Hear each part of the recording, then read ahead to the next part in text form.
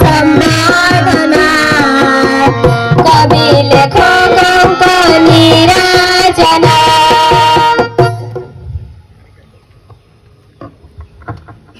हे पुण्य प्रतिभा आपण जने सुसाहित्यिक तथा समाजसेवी अटंती।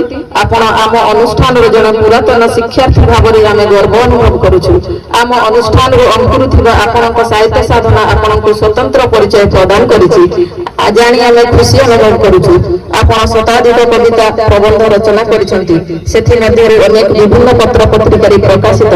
पुनश्च आपणक कविता संकलन दूर पहाड़र डाक प्रकाशित, जहाँकि परिवेश सुरक्षार गुरुत्व वहन करी आपण विभिन्न अनुष्ठान जीवन दर्शन, ज्ञानदीप, यशोदा देवकी सम्मान, बसुमती माँ सम्मान आदि अनेक सम्मान सम्मानित। आपण मध्य अभावी छात्र छात्री मानक मुक्त शिक्षा प्रदान करुछंती, जहाँ एक महत् कार्य। आपणक कार्यधारा को आम गभीर सम्मान और कृतज्ञता जनाउछु।